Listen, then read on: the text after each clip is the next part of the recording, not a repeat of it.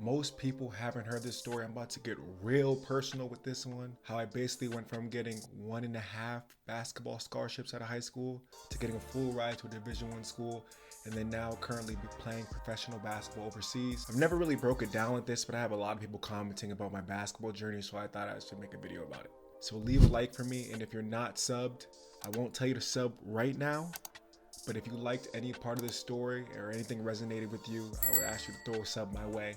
Appreciate it. Road to 1K. Anyways, let's start off with, let's go to 8th grade. Damn, that was mad long ago. 8th grade, I played for a local AU team called Sanford Peace in Connecticut.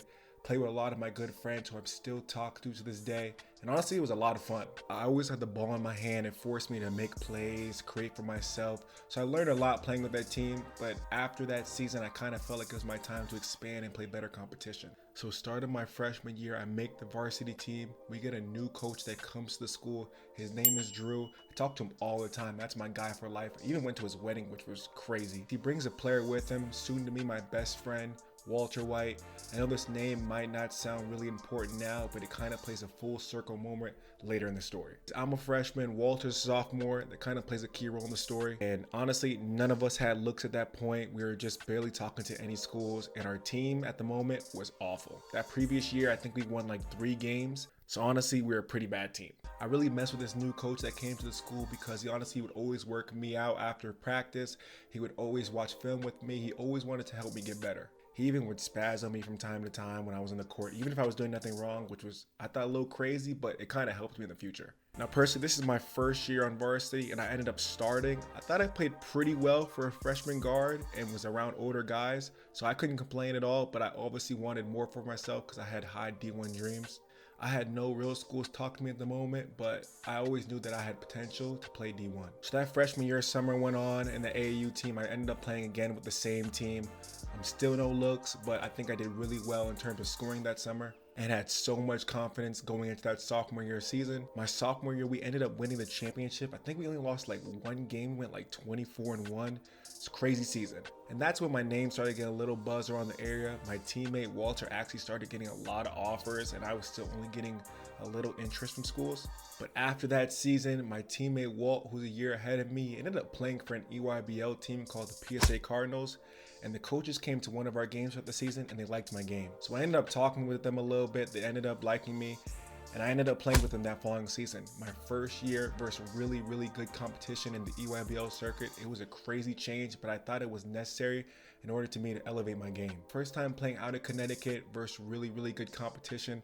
Can't lie, I was pretty nervous, but I thought I held my own. I thought I was playing to the best of my abilities, and I learned a lot from the team that year, and I honestly improved as a player.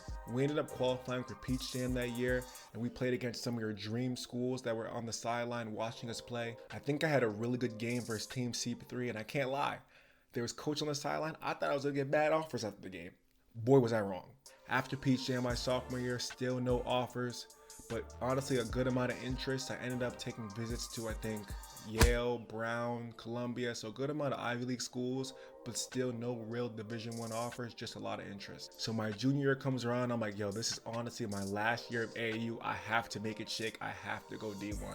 So after the AAU season, I talk it over with my coach again. We recap the season, and they brought up the idea of reclassifying from the year of 2018 to 2019. Now, my parents were all for it. I was all for it. Kind of thought I can get more looks and offers from 2019, so I was like, let's do it. I'm with it. After my first game my junior year, I actually played really well in front of a good amount of coaches at a big showcase, and I got my first offer to go to Boston University. Go BU. I can't lie, I was dumb hype at this moment. I was like, I'm going to the league. It's over with. It's gonna go up from here. I'm about to get so many more offers. But then unfortunately, I went for a Euro step the next game and shattered my ankle. I was in a boot for a good amount of time and missed a big part of the season. But once I got back on the court, I was still determined to play really well and get more looks after that. Now, side note, I'm a junior, but I still have a really good player in Walter that's still a year ahead of me, and he just committed to Boston University. Honestly, I think it was the best case scenario for me playing with him throughout high school because he had so many college coaches come to the gym. It was honestly ridiculous. So at the end of the season, junior year, We ended up winning the championship again. I think we lost one game again, so we went 48-2 in 2 years, which was insane. And my school honestly went from a school that wasn't a basketball school to being known as a basketball school and popular in the state. So my junior ends, I only have one real scholarship offer, and that was for my reclassified year in 2019. Still nothing in 2018. I still ended up playing another year with the PSA Cardinals that year. I thought I did okay, not as good as I really hoped to be, but it kind of worked out in the end. I still was practicing versus Division I talent every day, learning from great coaches, so in that aspect, it did help my game improve. My friend Walter went to college. He went to Boston University to start his freshman year. I'm a senior. I have two other of my close friends on the team, but still, people were not expecting us to do well that year. Senior year, I ended up playing the best in terms of scoring in my career. I averaged, I think, 22 points a game and finished second in school history in scoring. But still, I didn't get any more offers. Now, I can't lie. I was tight. I was a little sad, but I still had to keep pushing through and try and work to get more scholarship offers because I did not want to pay for school. I wanted to go to school for free, and I definitely wanted to play Division I basketball. So after the season, I think it's end of the season my senior year, I'm talking to my AU coach, and he's just sending me a bunch of schools to email. So I was mass emailing my highlight film tapes just to get a school to notice me. I ended up last minute getting an offer from Robert Morris, and they wanted me to take a visit. However, right before I was going to go for the visit, I get a call from my AAU coach talking about a scholarship offer opening for Boston University for that 2018 year instead of me going for 2019. I think my coach called my pops and he was like, yo, we got something lined up. Let me know if Jonas is interested. It was something about a deal of me going to school on a 2-year scholarship, going into school in the class 2018, and then if I do well, work my way up. Basically a preferred walk-on spot, but I would get 2 years of scholarship. I don't know, it was really interesting when you think about it, but I really didn't care. I was like, I just want to go D1 and then I'll work from there. So right as he said that, I said, bet, let's do it. I am down. Whatever I need to do. And I already had my boy Walter that went to Boston University the year before I did, so I had a little inside scoop. That was a perfect situation. I remember calling him. I was on the game playing 2K. I called him up and I was like, yo, I got an offer from Boston University. I should pull up. And he was like, yeah, for sure, let's do it. And that was history. I committed to Boston University, I think 2 weeks before my graduation date. That was wild. I can't lie to you. That was actually insane. Anyways, when I got to school my freshman year, I got there in the summer session. I had a lot of expectations for myself. All I wanted to do was really just get on the court and prove myself to everybody. My coach was very honest with me on the phone before I got there. He was like, I'm not promising you anything. Any starting time, you're going to have to come there and work just like everybody else. When I got there my freshman year, I was so excited to be playing with my teammate. Once again, unfortunately, he hurt his foot again in summer session, I think, and he was out the whole year on the sidelines. I know I wasn't able to play with him that year, but regardless, it was still pretty cool having someone on the sideline with you just teaching you and showing you the ropes. So the beginning of freshman year, I honestly didn't play that much. I do remember like my first game of my college career, our starting point guard got like 2 fouls in like 15 seconds and I ended up getting in the game and I made the first 3 of the game, which was actually amazing and a big confidence booster. Regardless, non-conference, I was having a lot of spot minutes, playing here and there, but not really much as I wanted to. And it was messing with my head mentally, but I knew that I had to do something in order to get in the court. I ended up playing the 2 guard because the coach noticed I could shoot pretty well, which opened up a lot more minutes for myself. And once league play happened my freshman year, I kind of skyrocketed. I got a lot of confidence in myself and I was shooting the best I think I ever have in my life. End of my freshman year, I ended up making the all rookie team for the Patriot League. I think I won the team defensive award too as well. So freshman year was a great year. Here I am coming as a preferred walk-on with 1 year on my scholarship already. And I'm thinking after that season, this is about to be a full ride. So we had the end of the year meetings and I think something still was going on with the scholarship situation. So he said, obviously you're still in that scholarship for that second year. We're just gonna see how it comes to recruiting. And I was like, that's fine, whatever. I'm still gonna work my way up and do what I have to do. Sophomore year, I ended up starting on the team. I started throughout the whole season and I became the 3-and-D defensive role for the team. Now, sophomore year was a roller coaster, ups and downs. Sometimes I was hot, sometimes I was cold, but I always stayed patient and tried to stay aggressive whenever I got the ball. Crazy, we ended up winning the Patriot League championship that year, clap it up, and we qualified for March Madness. Now, I think I played pretty well that game in the championship. I ended up with like 12 points, 4 threes, and 7 rebounds. So it was a really good game and a crazy atmosphere. We played Colgate University. But after that championship game and we won, we come home on the bus, And unfortunately, March Madness gets canceled due to COVID. I was still pretty excited that we won the championship, but we were all forced to go home. And after that, we had our end of the year meetings with the coach, and I was calling them up, and I was like, man, what's the situation with the scholarship situation? And unfortunately, we recruited too many players, so that third year, I was gonna have to pay for school. However, he promised me for my fourth and fifth year that I would be on a full ride scholarship and that I only would need to pay for that third year. So technically I got 4 out of the 5 years paid for scholarship. Can't lie, still gets you a little tight thinking about it, but I try to move on. My junior season comes around. I ended up getting hurt in the beginning of the year for a hamstring injury. I come back, I do really, really well. I might make all defensive team again, so that's the second time. We unfortunately lose in the playoffs to Colgate. Tough, but it happens. Now my senior and fifth year, I kind of wasn't thinking about playing professional overseas. I obviously had dreams of playing pro, but it was always in the back of my head.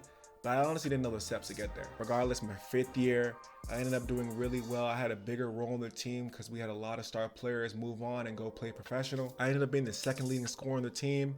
I made all defensive team. I finished my career 1,000-point scorer, which was one of my dreams growing up as a kid. And then I made all defensive team again. That was 3 times the most in school history, which was a crazy accomplishment for me. I also finished my career top 5 in 3-pointers made, and I think top 10 in steals.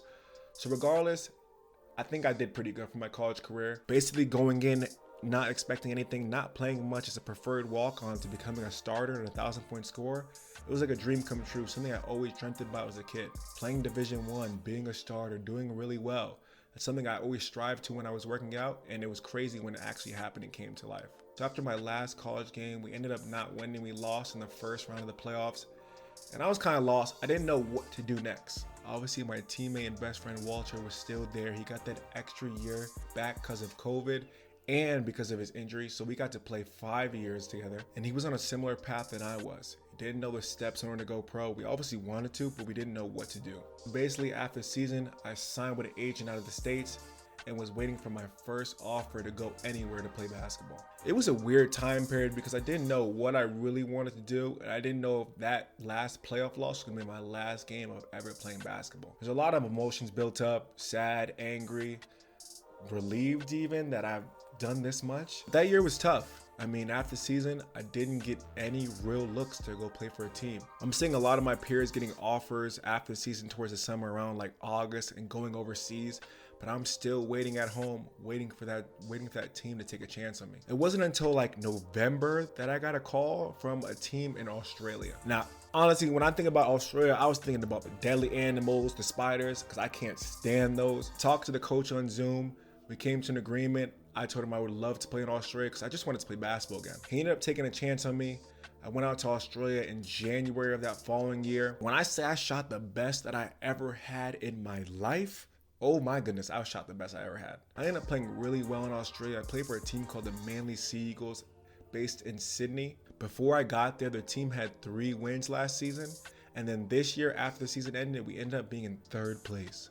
I averaged 20 over there. I won Defensive Player of the Year, which is my first big major award, which was an amazing accomplishment, and I was so proud of that. And I think I ended up in all of Australia top 3 in 3-pointers made and top 5 in steals. So after my season in Australia, I was home for about 2 weeks and got a call from a team in Germany about the 4th division.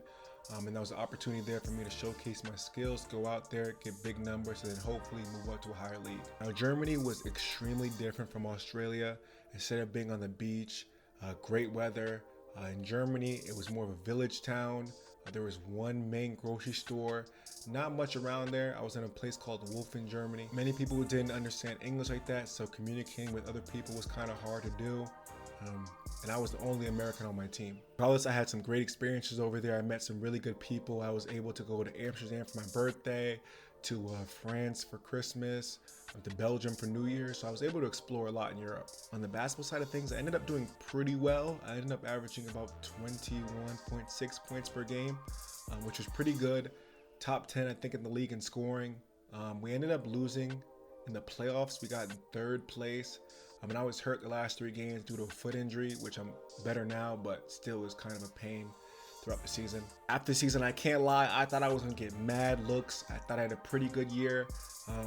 So once the season ended and I came home in about May, I ended up getting 2 offers to go back to Germany in a little higher division. I ended up declining them. I thought the situation wasn't the best fit for me, so I declined the offers. And now to this day, I'm currently still waiting on that next offer. Still waking up every morning, doing the little things, working out every single day, preparing myself for that opportunity, because when it calls, I know I'm gonna have to be ready. Kind of similar path throughout my whole basketball career. Being underlooked, getting in there, proving myself to people, and then proving why I deserve to be in that situation. That's how I see it, just like in college, being underlooked by other people, not knowing my expectations, but getting in there and having expectations for myself and doing what I know to do best, just play the game of basketball the way I know how to play it. I think the hardest part about being here now is kind of the wait, not knowing when the next time you'll play, not knowing if you'll ever play again. That can become mentally draining and exhausting. There's a lot of days you find yourself comparing yourself to other people that are playing right now and wonder what would happen if you were in their position. I know my parents always talk about how comparison is the thief of joy, and honestly, they're 100% right on that. The more and more I compare myself to other players, the worse and worse I feel. So every day I try to put one foot in front of the other, stay present and be in the moment, and try to do the best I can that day. All I want to do is get 1% better. So currently today, I'm still waiting on that next contract to see where I'll be playing next. But I know it's not going to be easy, and I know the road to it's going to be tough, but I'm prepared for it. Still working out every day. I'm still doing my journaling, my breathing exercises, extra work behind the scenes, just so I'm ready for that moment. And once I get there, all I know is that I need an opportunity, and I'll make the most of it. So I'm ready for whatever has in store for me for this next part of my career. And I'm looking forward to the hardships, the ups and downs, because I know at the end of the day, it's going to make my story that much better. I got really, really deep with this one. I don't think I've ever explained this story in full to anybody, but it was nice to honestly get this out on camera, just to explain my basketball journey and to explain who I am as a person, as a player. If you like this story at all, drop a like, sub if you're new. Hopefully I can make more videos like this in the future, kind of explain my basketball journey and go more into detail about each and every step and every place I've been to. And yeah, that's about it. I think at least. I appreciate you guys for listening. Till next time, I'll talk to you guys later. Peace.